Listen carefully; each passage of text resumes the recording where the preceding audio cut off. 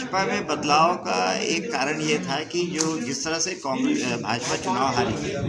जिन चेहरों को के कारण चुनाव हारी थी,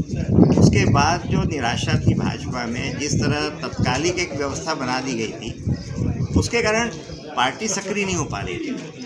और चुनाव के मद्देनजर अगर पार्टी सक्रिय नहीं होगी, संगठन कार्यकर्ताओं में जोश नहीं आएगा,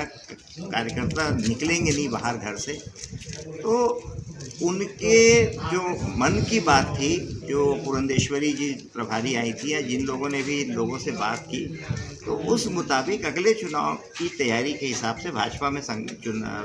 परिवर्तन हो रहे हैं। मुझे लगता है कि जैसे हर राज्य में एक नई पीढ़ी भाजपा की कमान संभाल रही है, शायद उस उद्देश्य से भाजपा के अंदर में वो परिवर्तन किए जा रहे हैं। देखिए, कांग्रेस पार्टी चूँकि सत्तारूढ़ पार्टी है और जनरली हमारे देश में देखा गया है जो सत्तारूढ़ पार्टी है वहाँ संगठन चुनाव नहीं लड़ता, सरकार चुनाव लड़ती है। तो इसलिए कांग्रेस पार्टी में बहुत व्यापक बदलाव होंगे और इस समय होंगे तो अपने आप में एक खतरा है, क्योंकि पार्टी जिस एक होकर पिछला चुनाव लड़ी थी उसमें उस तरह की एकता आज की तारीख में दिखाई नहीं देती है। तो ये जो अलग अलग धड़े चल रहे हैं, तो अगर कोई भी परिवर्तन आएगा तो हर धड़ा अपने कार्यकर्ताओं को उसमें शामिल कराने की कोशिश करेगा।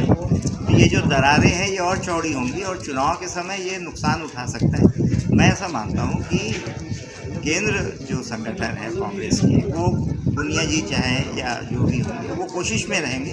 कि कांग्रेस पार्टी में कोई परिवर्तन ना हो जैसे भाजपा में हो रहे हैं, और इसी संगठन के साथ सरकार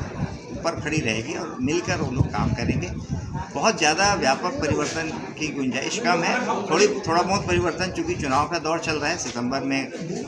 NSUI, युवक कांग्रेस, बहुत सारे चुनाव हो रहे हैं, कुछ परिवर्तन होंगे, लेकिन व्यापक परिवर्तन संगठन में मुझे लगता है कि नहीं होगा।